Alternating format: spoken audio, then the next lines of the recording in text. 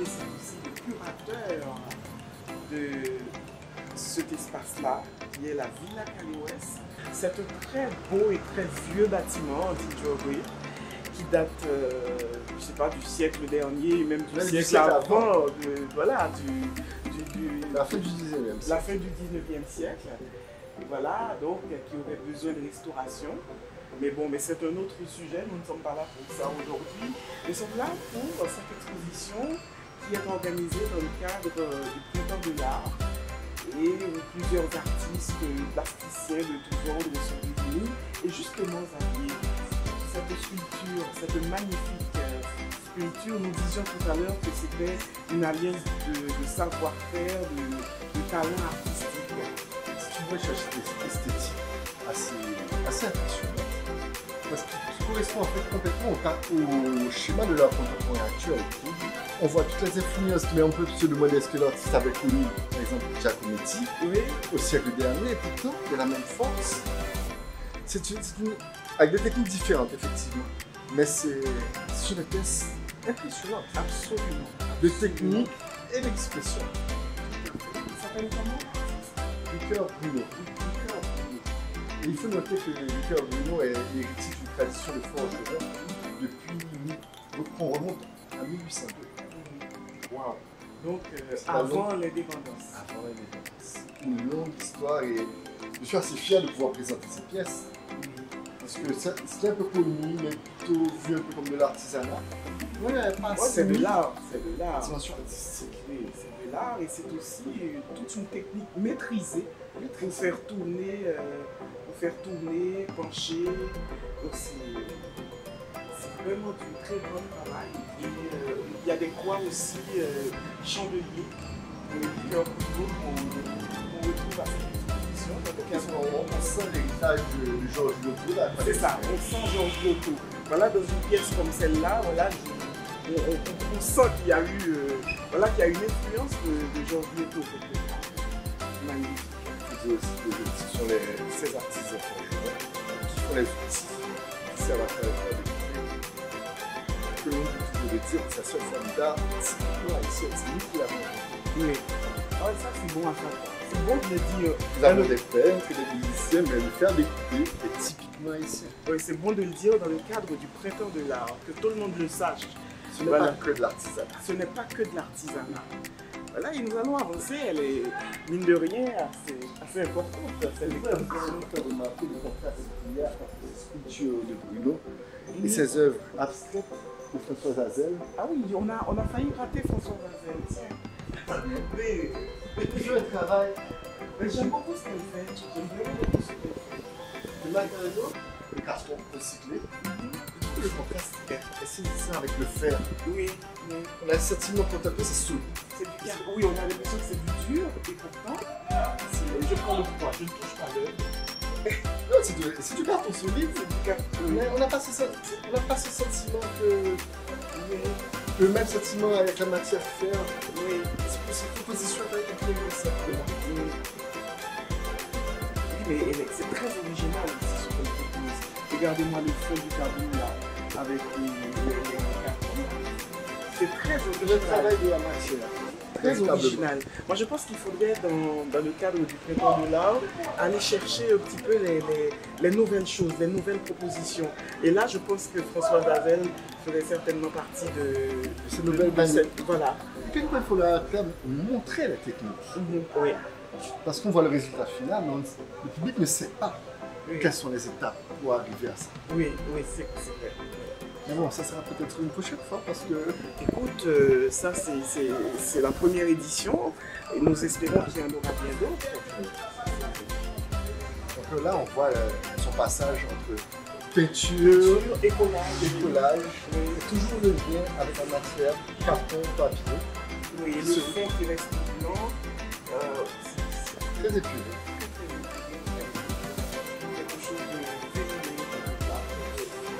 Très féminin. Voilà, et là, il est dans des notes plus sombres, dans des coloris plus sombres, mais toujours tout aussi beau. Il faut sortir la lumière. Exactement. Et là, vous savez, il y a le carton là qu'on a vu dans le fond et qui est reproduit là C'est beau ça.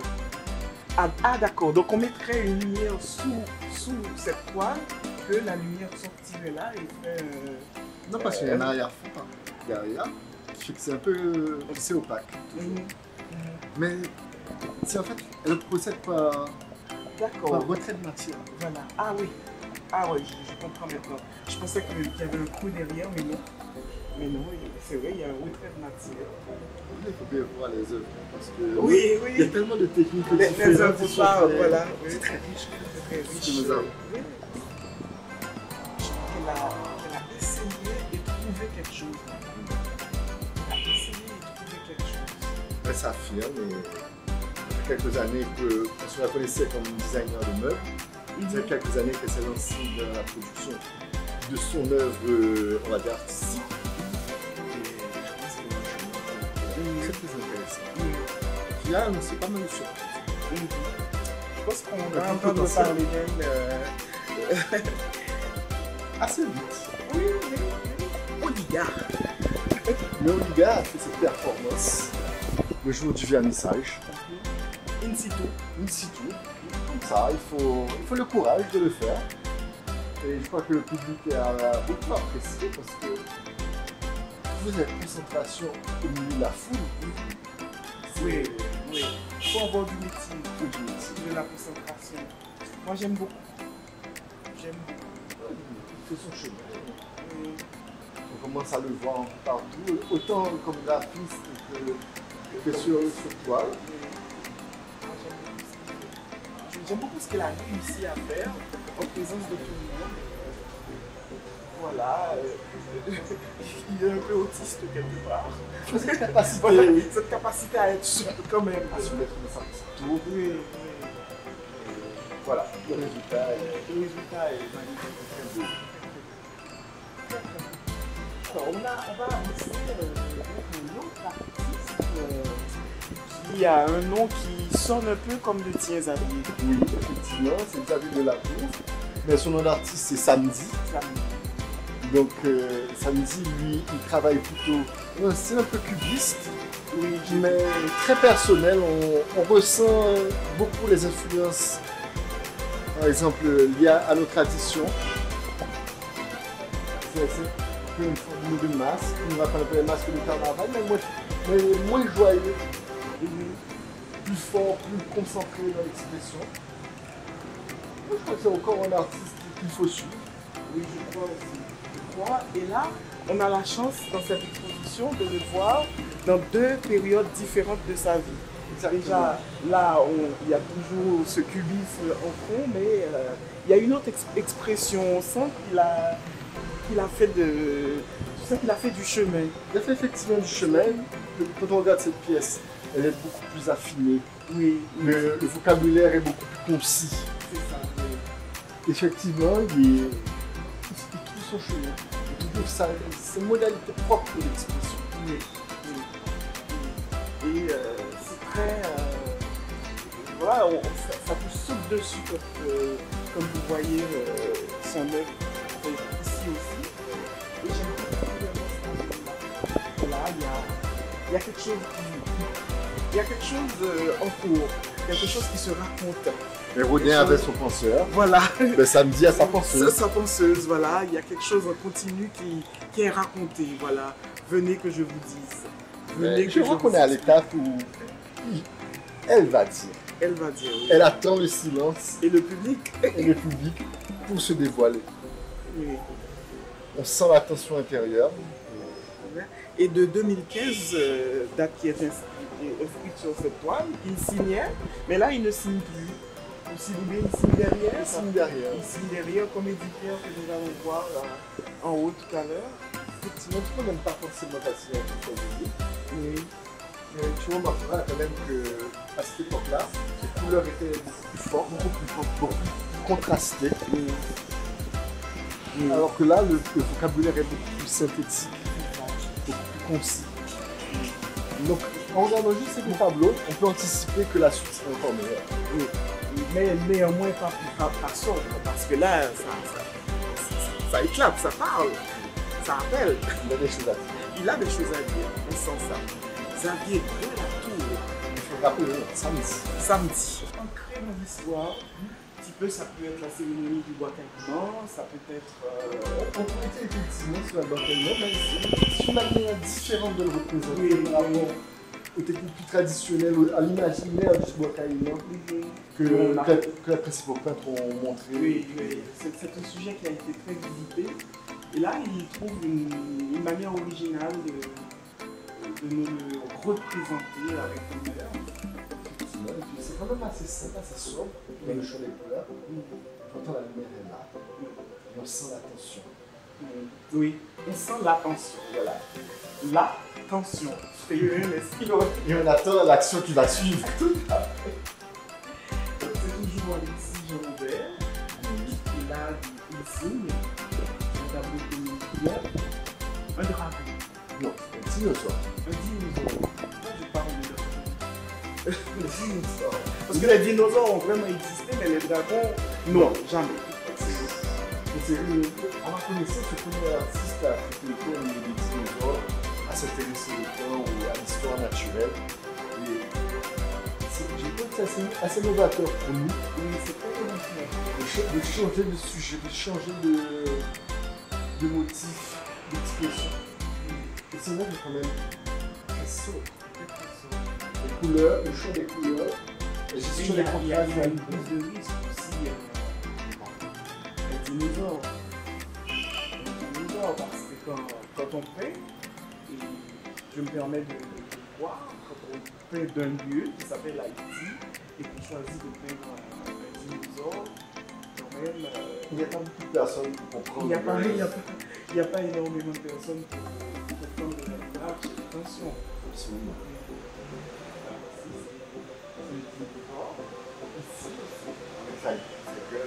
La gueule ouverte. Et certains à l'attaque. Il fait venir nous manger. Et là, il est dans un registre très différent. Oui. La série des Taïnos. C'est encore un des sujets de l'export. Porter sur l'export, sur les choses du passé. Voilà, oui. Et le passé lointain, pré-haïtien. Pré-haïtien, préhistorique. Préhistorique. Avant le Big Bang. On a toujours tendance à tout voir à partir de 1804. Et bien lui, il est hanté. Il est hanté 1804. C'est un artiste qui a encore un grand potentiel et d'expression des événements. Ah, ça, c'est des musiciens de Bruno aussi. Toujours magnifique. Magnifique. Certaines pièces ont une simplicité. Très expressive aussi, ces pièces. Il maîtrise le faire de manière étonnante. Extraordinaire. C'est simple et pourtant, ce n'est pas si simple. Oh, sinon je me lancerais. Si c'était aussi simple. Oui. Il y a Inis, je pense que vous allez voir Inis dans cette salle. Geneviève Nice, le commandant artiste Inis. Là, dessin, Les dessins magnifiques, une simplicité.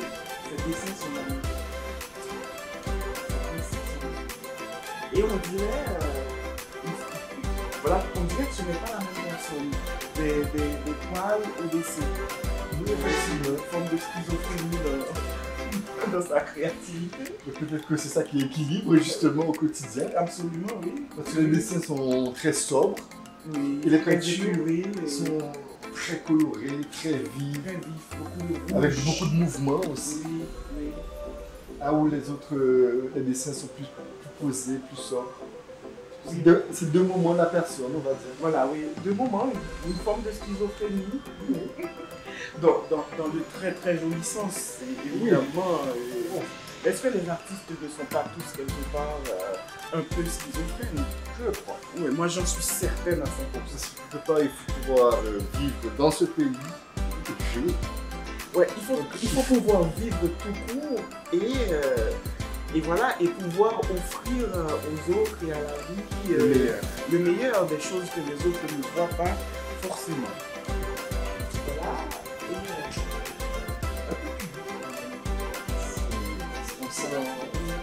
ça, cette influence, effectivement. Mais toujours Oui. c'est très expressif aussi. Ça fait partie un petit peu de cette volonté de montrer cette force d'expression. Et on voit qu'il y a aussi une forme de résistance. C'est là notre thème aussi. Oui, oui. Oui, la thématique de l'exposition, c'est résistance. Création et résistance. Création et résistance. Là, les dessins encore d'Iris.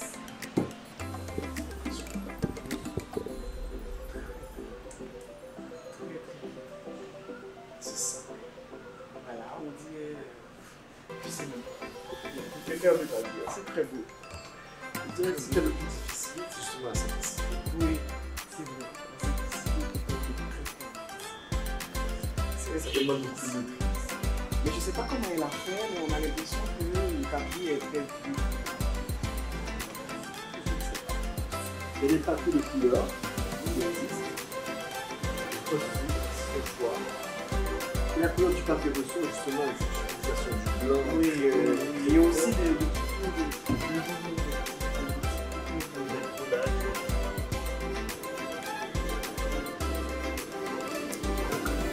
On va voir la galerie par derrière.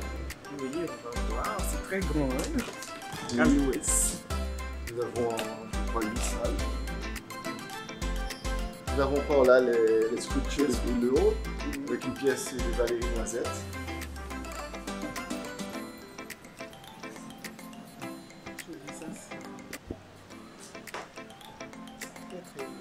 Cette représentation à la fois des VV, mais aussi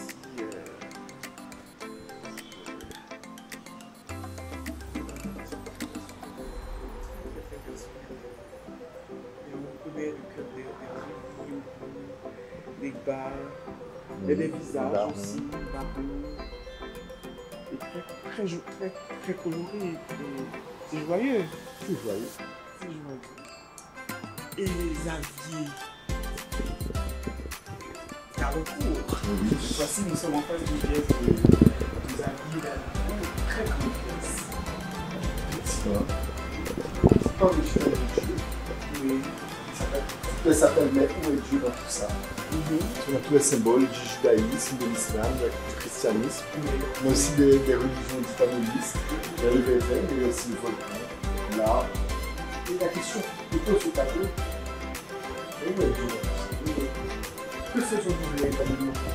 Parce que avoir la foi, c'est une chose, mais comment on peut avoir sa foi en face de la foi de l'autre? Qui est tout aussi sincère.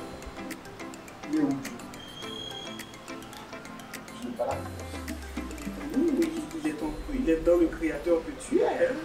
Oui. Chacun doit la trouver parce qu'au bout du compte, on peut s'opposer sur les religions. Oui, donc on peut s'opposer, on s'oppose de fait énormément sur les Symboliser. Oui. Parce qu'au bout du compte, elles défendent la même chose. La bonté de l'autre. Voilà. La beauté de l'être, le juste partage des biens, donc tous ces préceptes et principes de gauche, de droite ou du centre. Mais finalement, c'est les mêmes valeurs. ce sont les mêmes valeurs. Quand on réfléchit bien. Ce sont les recherches se ressemblent. Faire en sorte que tout le monde puisse vivre, avoir sa liberté et tout. Donc voilà, le débat pourrait être long. On pourrait être amené à parler de démocratie, alors on continue à voir. Effectivement. Valérie Noisette, j'aime beaucoup cette pièce de Valérie Noisette. Je vois qu'il y a eu beaucoup de boulot derrière. Beaucoup de travail. Beaucoup de travail pour coller, entourer tout ça. Et, mais ça Valérie en noir et blanc. Non. On la connaissait beaucoup avec des dessins. Voilà, oui, on la connaissait comme ça, oui. Et puis il y a une progression qui s'est faite à partir de 2017 vers la couleur. Avec des petits dessins, toujours dans la même veine de ce qui était en noir et blanc. Oui. Et introduction de la couleur, mais on a toujours cette domination du noir et blanc présente. Et l'étape qui suit nous amène au tableau justement rituel, où la couleur devient resplendissante, où elle devient explosive. Tout à fait. Et là, C'est beau, on prendrait l'œuvre dans ses bras. Oui, pour se joindre à eux.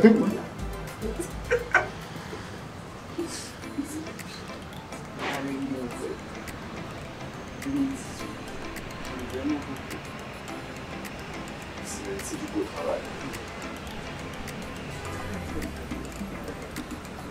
Et il en a encore tellement à montrer. C'est très poétique. Il y a une série d'aquarelles inspirée de cette série-là. Il serait temps de montrer au public. Ouais, c'est très, très beau. C'est pour une prochaine fois. Le chant de Salomon.